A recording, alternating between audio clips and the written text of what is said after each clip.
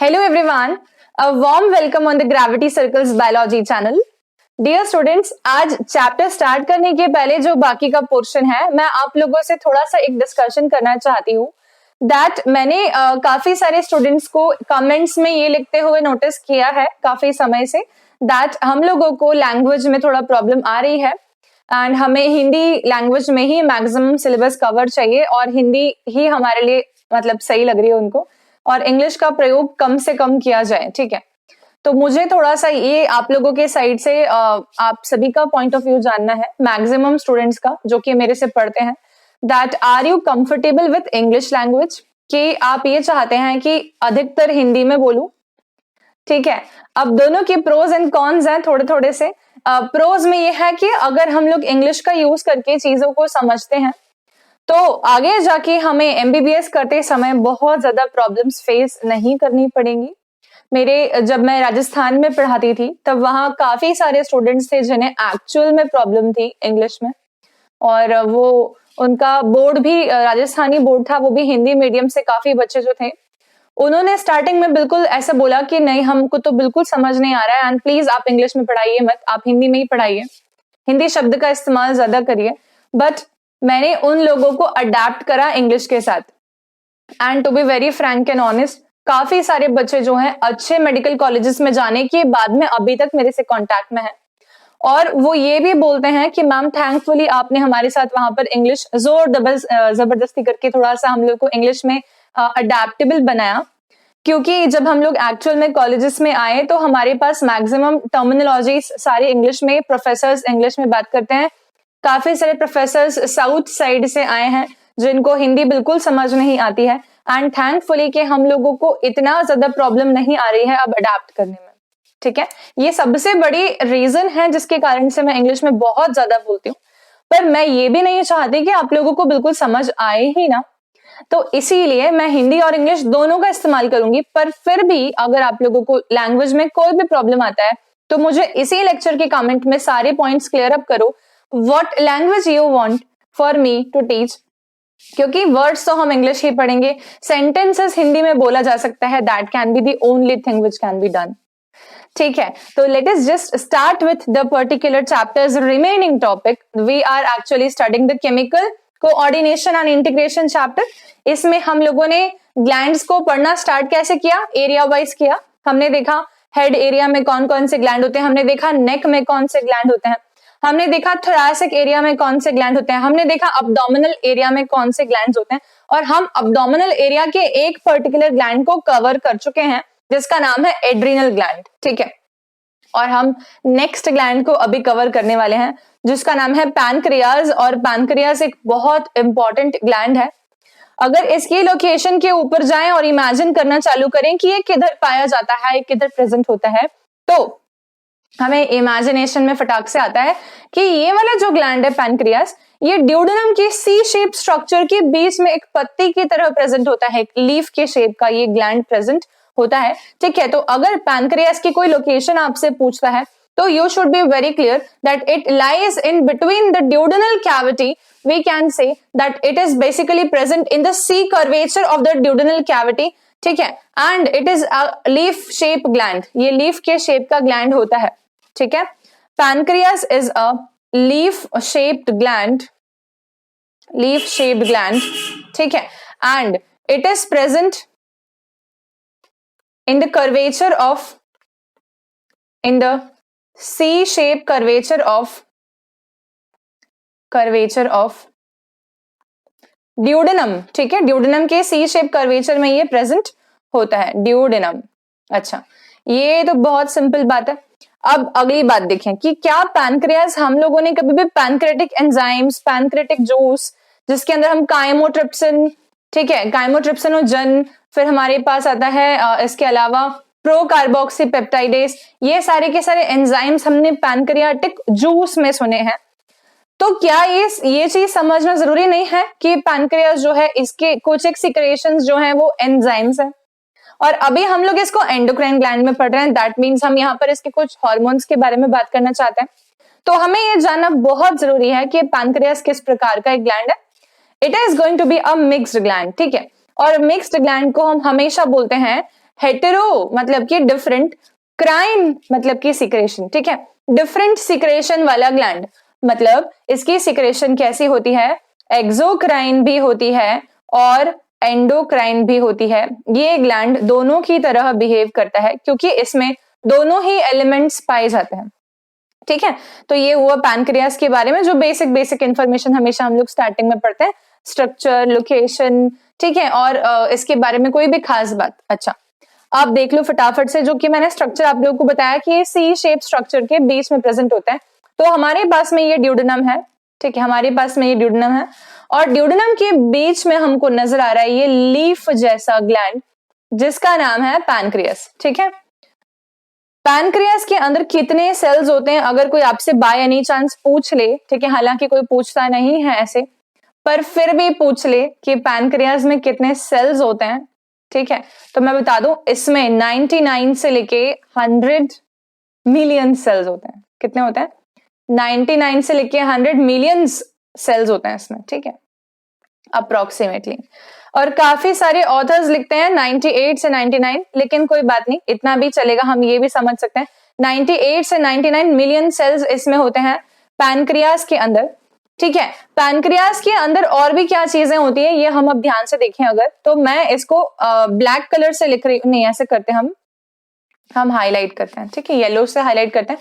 देखो आप लोगों को क्या पैनक्रियास के अंदर ये फ्लावर शेप के स्ट्रक्चर्स नजर आ रहे हैं, जो कि ब्लू कलर के फ्लावर्स जैसे बने हुए हैं, ठीक है। इन ब्लू कलर के फ्लावर्स जैसे स्ट्रक्चर्स को हम लोग बोलते हैं pancreatic islets. Islets of Langerhans भी इसका नाम है, क्योंकि जिन साइंटिस्ट ने इसको डिस्कवर किया था उनका नाम था लैंगरहैंस, ठीक है।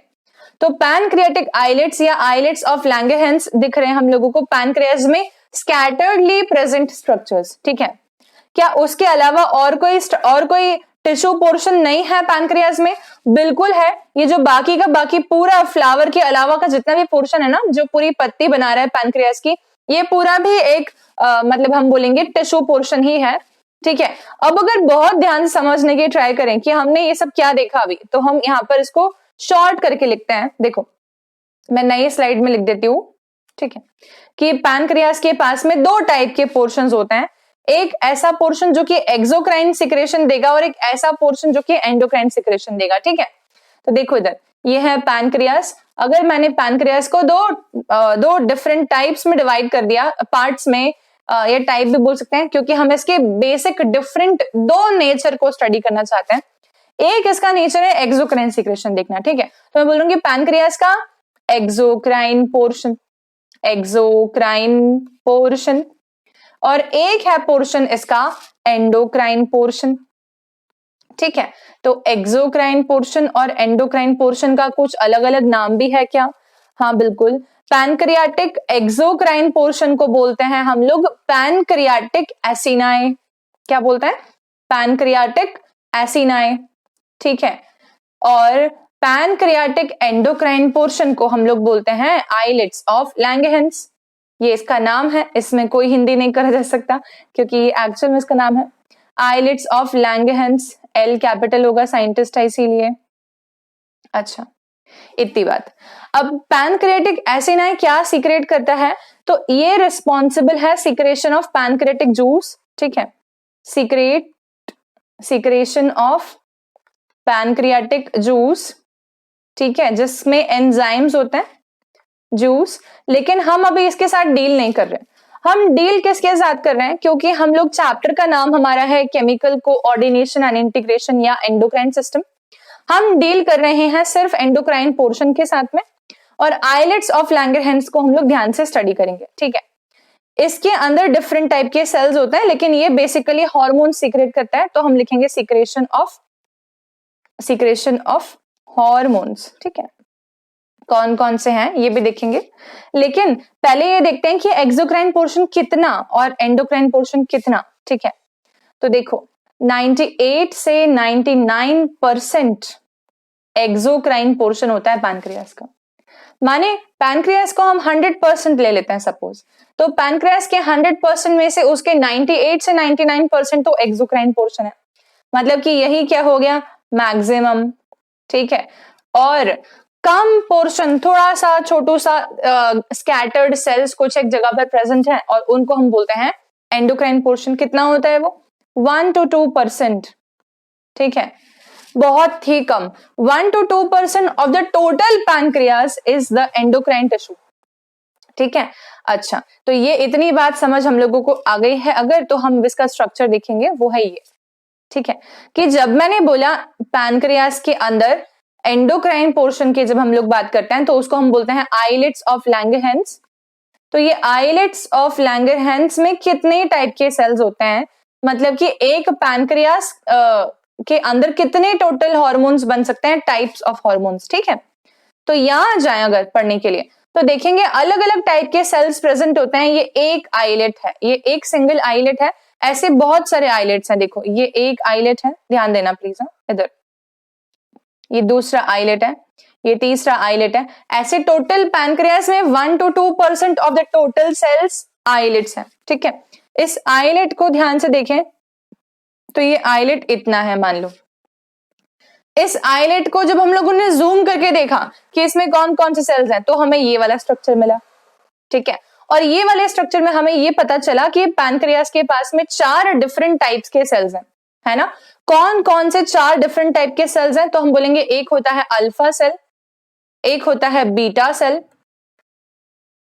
ठीक है, एक होता है इसके पास में डेल्टा सेल और एक होता है इसके पास में PP cell, pancreatic polypeptide cell. ठीक है, 4 डिफरेंट टाइप के सेल्स। उसमें भी अगर हमसे पूछे कि सबसे ज्यादा कौन सा हार्मोन बना सकता है पैनक्रियास, तो इनका रिलेटिव परसेंटेज हम देखेंगे।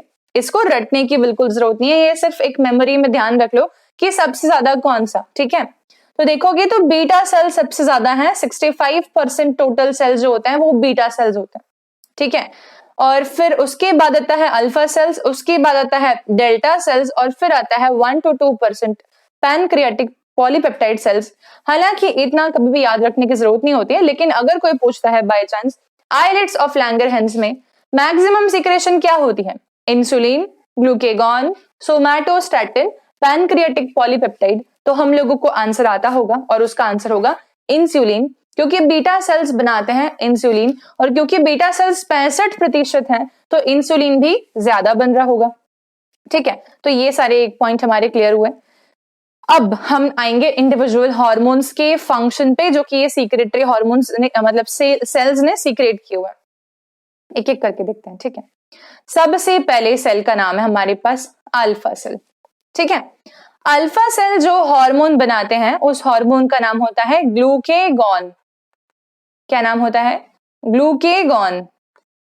ठीक है, एग्जामिनर आप लोगों को जनरली बायोमोलिक्यूल्स चैप्टर और केमिकल कोऑर्डिनेशन चैप्टर में थोड़ा सा स्लाइड कंफ्यूजन क्रिएट करने की कोशिश करता है। जनरली एग्जामिनर ग्लाइकोजन और ग्लूकेगॉन में आप लोगों को रीडिंग डायलेमा कॉज करवाने की कोशिश जरूर करता है, जैसे कि इंसुलिन और इन्युलिन में भी करता है, ग्लूकेगॉन और ग्लाइकोजन में भी करता है। क्योंकि जब हम इसको पढ़ते हैं तो हमें जो है इमीडिएटली क्या पढ़ा गया हमें पता नहीं होता, क्योंकि हम कभी कभी जल्दीबाजी में पढ़ रहे होते हैं। तो आप कई बार ग्लूकेगॉन को ग्लाइकोजन पढ़ सकते हो, ध्यान देना, है ना। ये मिस्टेक हमें अवॉइड करनी है, जो मिस्टेक्स हमें अवॉइड करनी है वो मैं साथ में बताती जाती हूँ। ठीक है, तो do not ever misread the glycogen as glucagon and glucagon as glycogen. ठीक है, चलो अभी देखें कि ग्लूकेगॉन का फंक्शन क्या हो सकता है, what is the function of glucagon hormone. ठीक है, तब हम देखेंगे यहाँ पर ग्लूकेगॉन एक ऐसा हार्मोन है बच्चों जो कि हमारी पोस्ट प्रैंडियल मतलब कि हमारे खाने के बीच में, पोस्ट प्रैंडियल शब्द आपने शायद पहली बार भी सुना हो और किसी किसी ने और भी बार सुना हुआ हो सकता है पोस्ट प्रैंडियल शब्द, लेकिन आप लोगों अगर डायबिटीज में बहुत इंटरेस्ट रखते हो तो जानना चाहिए। ठीक है, क्या होता है कि हमने खाना खाया, मान लीजिए दिन का खाना खाया, दिन का खाना लंच था। ठीक है, लंच खाया और रात का खाना हमने डिनर खाया। ठीक है, ये दिन और रात के खाने के बीच में मान लीजिए हमने कुछ नहीं खाया।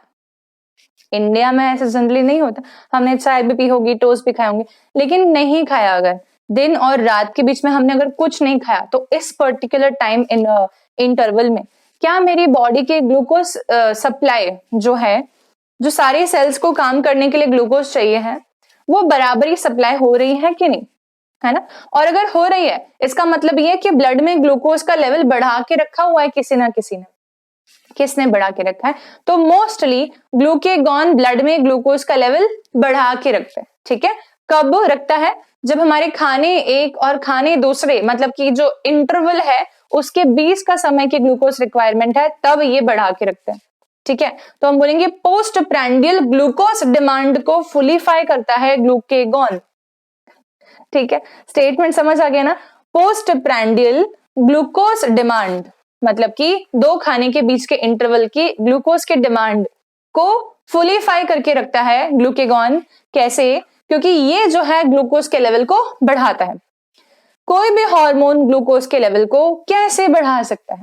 तो सिंपल बात है कि ये क्या करता होगा। तो ग्लूकेगॉन फंक्शन क्या हो जाएगा इसका फंक्शन होने वाला है, ये increases the blood glucose, it increases the blood glucose, ठीक है। बाय कैसे? बाय ग्लाइकोजेनोलाइसिस, ये ग्लाइकोजन को तोड़ के ब्लड ग्लूकोज बढ़ाएगा, एक तो ये बात। दूसरी, it also increases blood glucose by gluconeogenesis, मतलब हमने पहले ही देखा हुआ ये टर्म, तो अमीनो एसिड्स और फैट्स से ग्लूकोज बनवाना, है ना।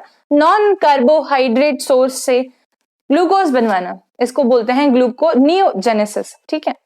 तो बाय ग्लाइकोजिनोलाइसिस, ठीक है। ये तो ये हो गया, एक फर्स्ट पॉइंट लिख देते हैं इसको, ठीक है। ये फर्स्ट है, increases blood glucose by glycogenolysis और बाय ग्लूकोनियोजेनेसिस, ठीक है। thereby fulfilling the glucose demands of body in between the meals, ठीक है। तो हम लिखेंगे यहां पर fulfilling glucose demands of body cells, ठीक है, in between meals, ठीक है। ड्यूरेशन ऑफ मील लंबा है, जैसे कि मैंने कहा दिन में और रात के खाने के बीच का समय, इसी को पोस्ट प्रैंडियल भी बोलते हैं, ठीक है। इतनी बात समझ आ गई। तो बेसिकली क्या हम ये बोल सकते हैं कि ग्लूकेगॉन एक ऐसा हार्मोन है जो कि अल्फा सेल्स ने बनाया, जो कि ग्लूकोज का लेवल ब्लड में बढ़ाएगा। तो क्या हम इस हार्मोन को हाइपरग्लाइसेमिक हार्मोन बोल सकते हैं क्या? जहां पर हाइपरग्लाइसेमिया का मतलब होता है इंक्रीज्ड ब्लड ग्लूकोज, ठीक है। तो increases the blood glucose somehow, इसीलिए हम इसको बोल देंगे हाइपरग्लाइसेमिक हार्मोन, ठीक है। तो this is done about the glucagon. एक तो ये हमने काम देखा, नेक्स्ट देखेंगे। 1 सेकेंड। नेक्स्ट हम देखेंगे function of the beta cells of islets of Langerhans, ठीक है। तो देखो बीटा सेल्स कौन सा हार्मोन बनाता है? बीटा सेल्स जो हार्मोन बनाते हैं उसका नाम है इंसुलिन, ठीक है। सब जानते हैं इसका बहुत इंपॉर्टेंस होता है, ठीक है। इंसुलिन हार्मोन क्या काम करता है, ठीक है। तो इंसुलिन एक ऐसा हार्मोन है बच्चों जो कि ग्लूकेगॉन के बिल्कुल ऑपोजिट काम करेगा। बिल्कुल ऑपोजिट का मतलब कि अगर ग्लूकेगॉन ब्लड ग्लूकोज को बढ़ा रहा था तो इंसुलिन ब्लड ग्लूकोज को कम करेगा, ठीक है। और इसीलिए खाने के, हम जैसे खाना खाते हैं और हमारा खाना स्टमक में डाइजेस्ट होता है, फिर हमारा खाना फर्दर जाके स्मॉल इंटेस्टाइन में भी डाइजेस्ट होता है, वहां डाइजेस्ट होने के ऊपर ग्लूकोज जो है वो रिलीज होता है और ग्लूकोज अब्सॉर्ब के ब्लड स्ट्रीम में आता है ना। और ये जो ग्लूकोज अब्सॉर्ब के ब्लड स्ट्रीम में आ रहा होता है तो सडनली मानो कि ग्लूकोज का लेवल बहुत ज्यादा बढ़ गया। इतना ज्यादा ग्लूकोज का लेवल जनरली बढ़ता नहीं है, और अगर बढ़ता है तो हमारे जो ब्लड में ग्लूकोज का लेवल ऑप्टिमम मेंटेन करता है उसके साथ थोड़ा सा खिलवाड़ है। तो इसीलिए क्या करेंगे, इस ग्लूकोज को फटाफट से डिस्ट्रीब्यूशन पे भेज देगा कौन?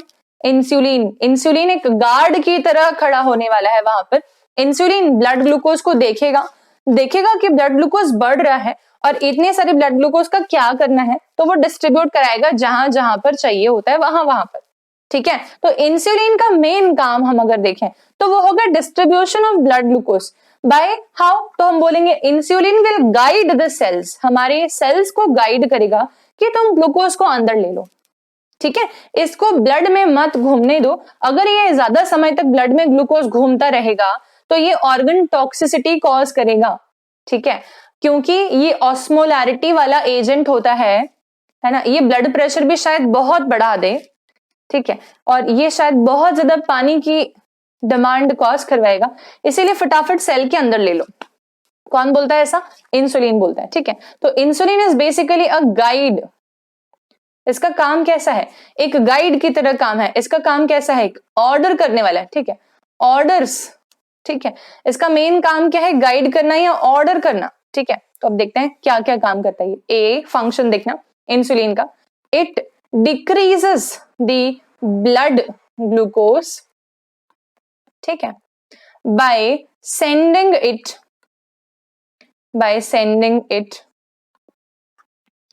इनटू द सेल्स, ठीक है, ठीक है। इंसुलिन ग्लूकोज को सेंड करवाता है into the cells. How? By insulin's order. Insulin के ऑर्डर से ही चले जाते हैं वो। कैसे? ये एक हार्मोन मीडिएटेड एक्शन है डेफिनेटली, ठीक है। तो इसीलिए ब्लड ग्लूकोज को डिक्रीज कर देता है। अच्छा, कौन से सेल्स में भेजता है? तो यहां पर हम देखेंगे सेल्स कौन कौन से हैं। ये सेल्स हो जाएंगे हमारे पास में, एक तो मसल सेल्स, ठीक है, ये मसल सेल्स के अंदर भेज देगा। दूसरा हिपैटोसाइट, मतलब कि लिवर के सेल्स, ठीक है, ये वहां भेजेगा। अच्छा, अब मुझे बताओ कि हिपैटोसाइट क्या करेंगे ग्लूकोज का? तो हिपैटोसाइट भी और मसल के सेल्स भी ग्लाइकोजन बनाएंगे उसका, सिंपल सी बात है, ठीक है। तो हम देखेंगे कि फंक्शन क्या हो गया, इट प्रमोट्स ग्लाइकोजन फॉर्मेशन। क्या ये बहुत डायरेक्ट स्टेटमेंट नहीं है? ठीक है, कैसे? हमें पहले वाला स्टेटमेंट समझ में आया, तो उसका रिजल्ट के तौर पे क्या हो रहा है कि ग्लाइकोजन का सिंथेसिस बढ़ रहा है। It promotes glycogen formation in muscles and liver, ठीक है, ये एकदम सिंपल। अब मान लो कि अगर जो है तुम्हारा लिवर बोल दे कि मेरे पास तो ऑलरेडी बहुत सारा ग्लाइकोजन स्टोर्ड है, अब मैं क्या करूं, तब फिर क्या होगा? ठीक है, तब फिर तीसरा काम ही होगा कि भाई अब तुम जो भी करना है करो ग्लूकोज का, पर मुझे तो ब्लड में घूमता हुआ ग्लूकोज नहीं चाहिए, तो तुमको जो करना है करो। ऐसा ऑर्डर दे देगा कौन? ये ही लिवर को, ठीक है, और फैट सेल्स को। तो बेसिकली अब तीसरा काम क्या हो जाएगा कि जो बचा कुचा ग्लूकोज ग्लाइकोजन में कन्वर्ट नहीं हो सकता है, उससे तुम फैट बना लो। तो ये हो जाएगा इट प्रमोट्स फैट सिंथेसिस, ठीक है क्या? तीनों बात क्लियर है? इस हिसाब से देखा जाए तो इंसुलिन के ये सारे काम है।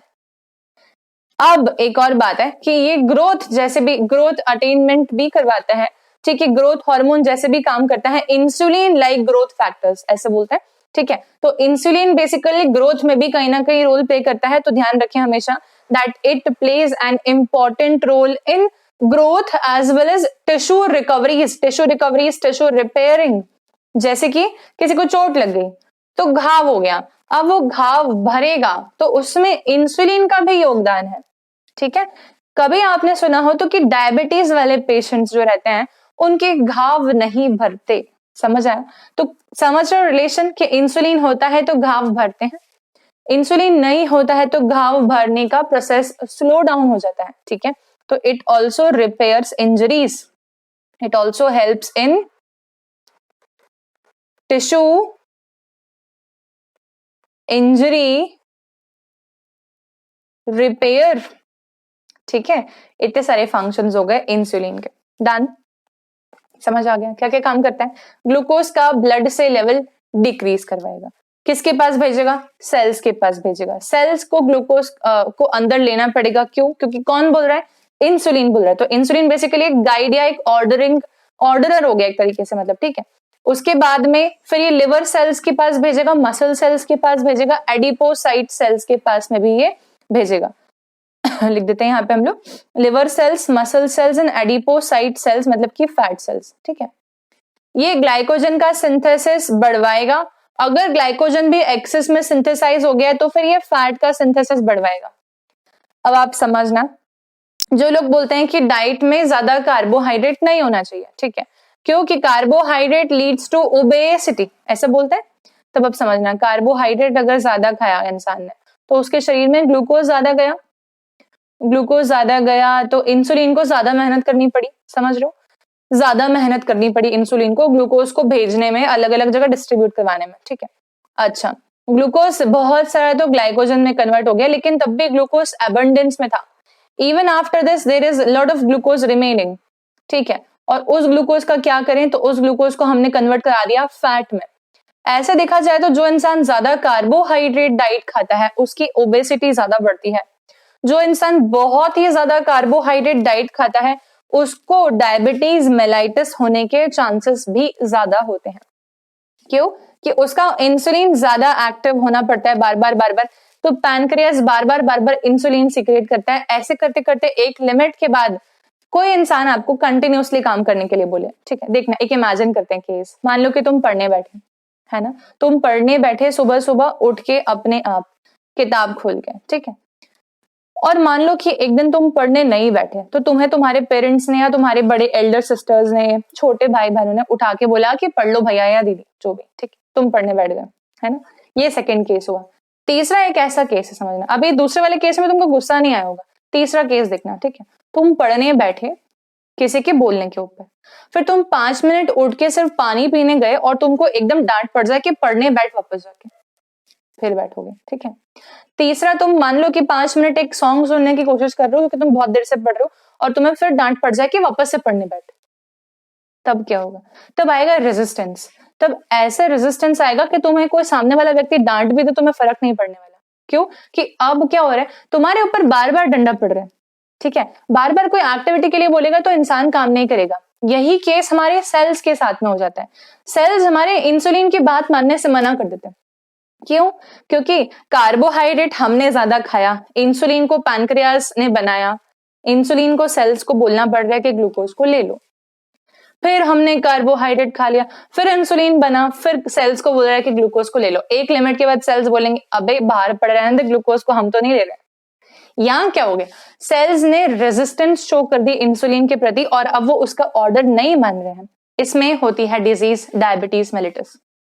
आई होप तुम लोग बॉडी की फंक्शनिंग को नॉर्मल लाइफस्टाइल से रिलेट कर पा रहे हो, ठीक है। तो दिस इज डन, ये हुआ हमारे इंसुलिन का फंक्शन क्या होता है। नेक्स्ट देखेंगे हम लोग, हमारे पास तीसरा जो सेल था उसका नाम है डेल्टा सेल, ठीक है। डेल्टा सेल की फंक्शनिंग समझाती हूँ। पहले ये देखो, ये एक तराजू है, तराजू है, ग्लूकोज हमें बैलेंस में रखना है, ऐसा, ठीक है। अगर मैंने बोला कि इंसुलिन ज्यादा बढ़ गया, ठीक है, अगर मैंने बोला कि इंसुलिन ज्यादा बढ़ गया तो इस ग्लूकोज के तराजू पे, ये ग्लूकोज इन ब्लड है, ठीक है, ग्लूकोज इन ब्लड है, ठीक है। तो इस तराजू पे क्या इफेक्ट आएगा, ये नीचे की तरफ जाएगा। क्यों जाएगा नीचे की तरफ? क्योंकि इंसुलिन ज्यादा होता है तो ग्लूकोज इन ब्लड कम हो जाता है, ठीक है।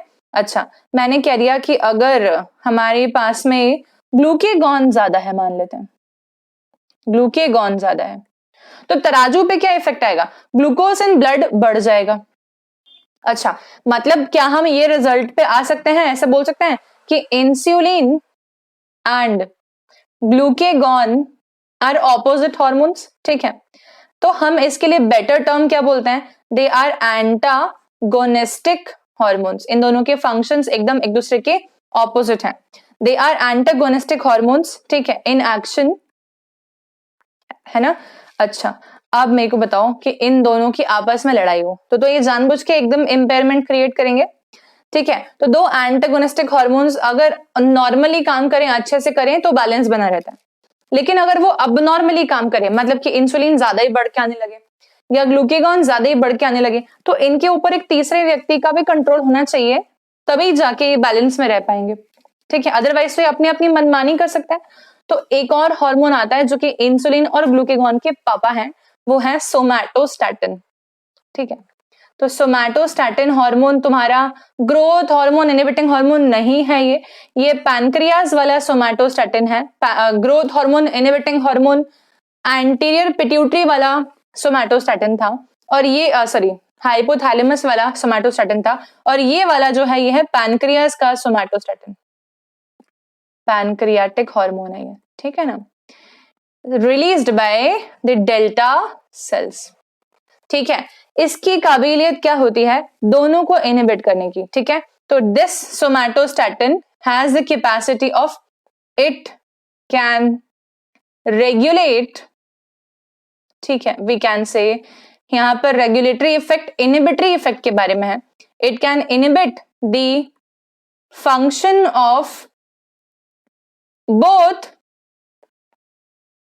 Insulin and glucagon when required. जब जरूरत पड़ी तब ये दोनों के ही फंक्शन को इनिबिट कर सकता है कि सब चुपचाप बैठ जाओ, अभी सब बढ़िया चल रहा है. ठीक है, इधर उधर ग्लूकोज मत बढ़ाओ, कम करो, शांति से बैठो, सब ऑप्टिमम है.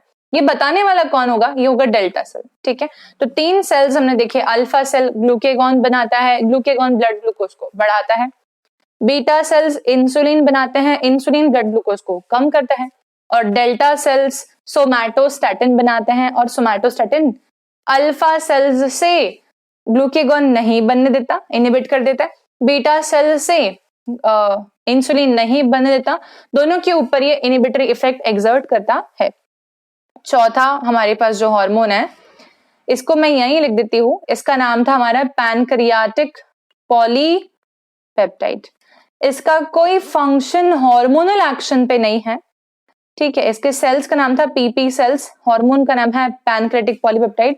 ये बेसिकली एंजाइम सिक्रेशन को इनिबिट करवाता है. ठीक है, तो it inhibits pancreatic enzyme secretion, hormone secretion नहीं परंतु enzyme secretion. Inhibits exocrine portion of pancreas. ठीक है,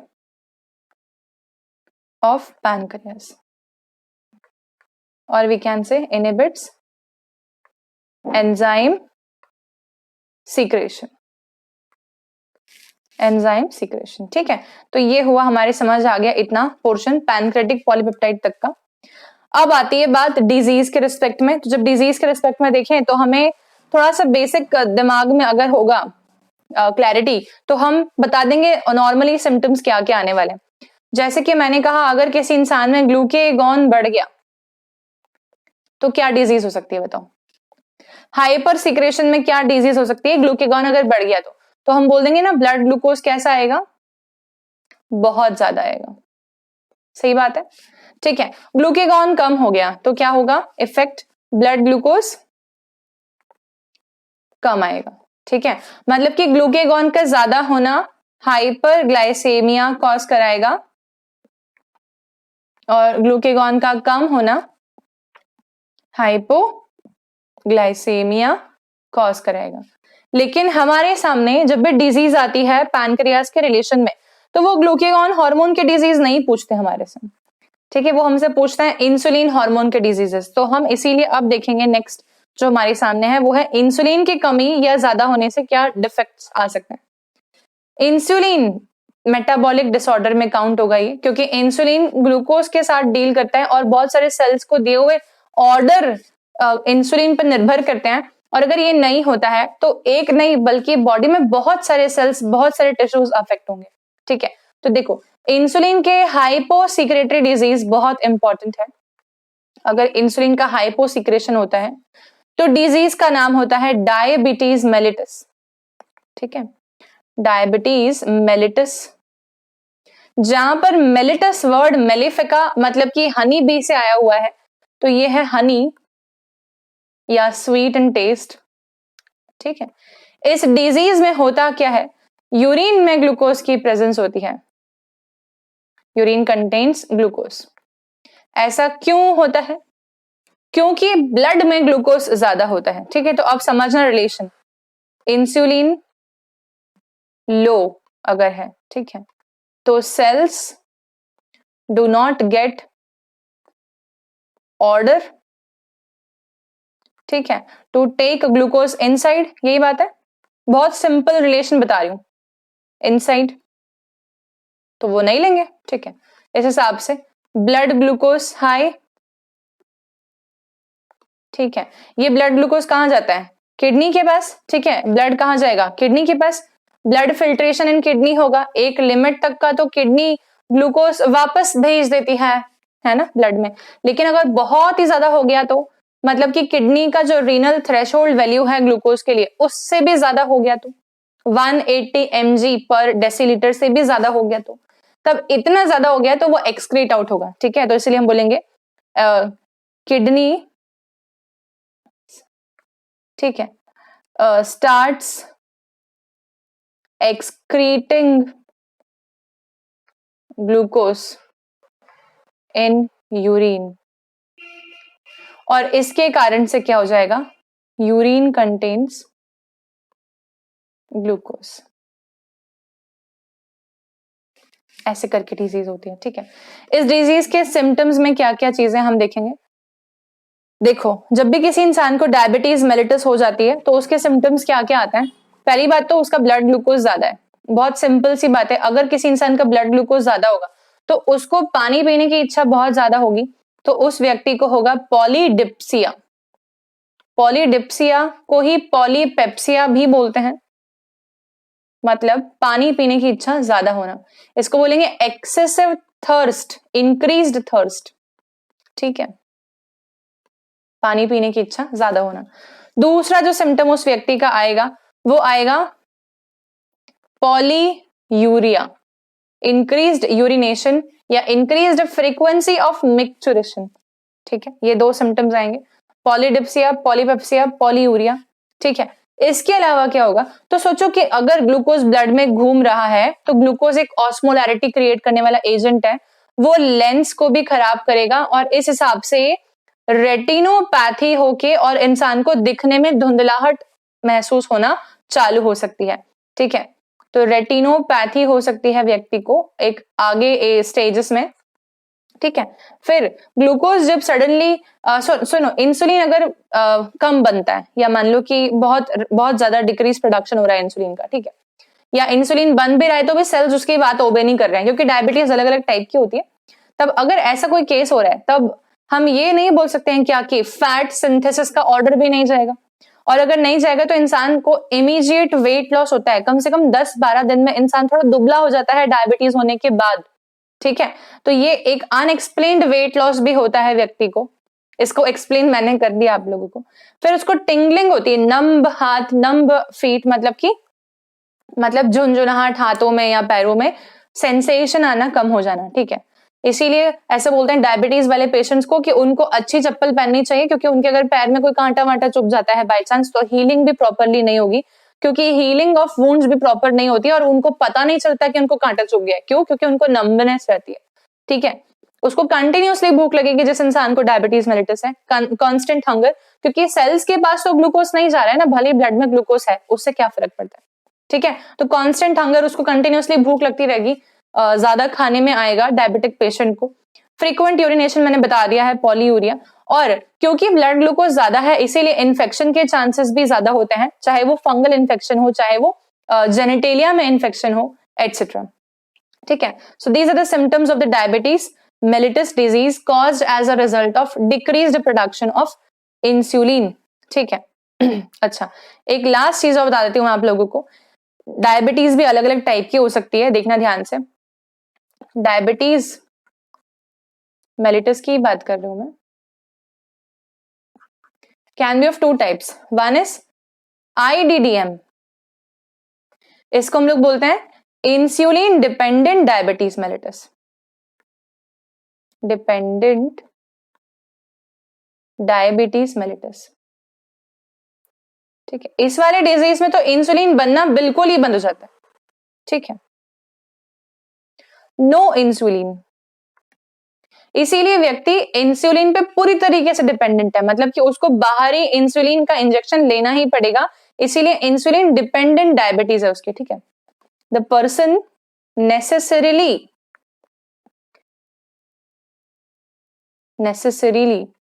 takes इंसुलिन इंजेक्शंस। ठीक है, इंसुलिन इंजेक्शंस। अच्छा, दूसरा देखते हैं, दूसरी होती है non insulin dependent diabetes mellitus, उसको बोलते हैं NIDDM। ठीक है, ये NIDDM is not insulin dependent. ठीक है, इस डिजीज के अंदर हम बोलेंगे this is due to lifestyle abnormalities, जैसे कि मैंने बताया ज्यादा खाना, बिंज ईटिंग, जैसे कि बार बार कार्बोहाइड्रेट खाना, इरिटेट ही हो जाएंगे सेल्स की, कितनी बात माने इंसुलिन की। ठीक है, तो लाइफस्टाइल अबनॉर्मलिटीज, लेस एक्सरसाइज, ठीक है, less exercise, more stress, binge eating, बार बार खाना, इनसे होती है, ठीक है। ये ठीक भी हो सकती है एक लिमिट तक जब वो अर्ली डिटेक्ट हुई है तो। क्यों? क्योंकि उसमें अगर लाइफस्टाइल नॉर्मलाइज कर ली जाए अर्लीस्ट डिटेक्शन पे तो रिवर्सिबिलिटी ऑफ डायबिटीज पॉसिबल है, लेकिन अगर बहुत डिले हो जाए तब रिवर्सिबिलिटी ऑफ डायबिटीज पॉसिबल नहीं होता, वो सिर्फ मेडिसिन से मैनेज करी जा सकती है। इस वाले केस में लेस इंसुलिन बन रहा है, या तो फिर एक तो केस, और सेल्स शोइंग इंसुलिन टॉलरेंस, दूसरी बात, ठीक है, सेल्स उसका ऑर्डर ओबे नहीं कर रहे हैं, cells showing insulin resistance, sorry insulin resistance, ठीक है, नॉट ओबेइंग द ऑर्डर, है ना, not obeying order of insulin, ठीक है। ये एक और ये दूसरा केस है। इस केस में दूसरी मेडिसिन से ठीक किया जाता है डिजीज को, डायरेक्टली इंसुलिन नहीं देता, ठीक है। तो medicine are given for management of disease, ठीक है, डायबिटीज के मैनेजमेंट की मेडिसिन दी जाती हैं। जैसे कि कुछ एक मेडिसिन के नाम लिख देती हूं मैं यहाँ पे, मेटफॉर्मिन, ठीक है, और ग्लिप्टिन आते हैं जिसमें कि सीटाग्लिप्टिन, ठीक है। बस इतने बहुत है तुम्हारे लिए, बहुत सारे आते हैं मेडिसिन के नाम तो, पर इतना ही काफी है। दिस इज डन, ठीक है। तो डायबिटीज समझ में आ गया। इसी को आईडीडीएम वाले को टाइप 1 बोलते हैं और एनआईडीडीएम को टाइप 2 बोलते हैं। इसको बोलते हैं टाइप 1 डायबिटीज मेलिटस और इस वाले को बोलते हैं टाइप 2 डायबिटीज मेलिटस, ठीक है। So this is all done about the pancreas gland. Next gland we are going to discuss is going to be the gonads, remaining the last topic testes and ovary, ठीक है। तो उतना ही बस बाकी है, आज हमारा ये टॉपिक खत्म हो ही जाएगा। Chemical coordination and integration will try to cover up all the possible things remaining, ठीक है। And there is going to be a good big announcement on the YouTube soon, so stay tuned with my channel and thank you for watching the lecture.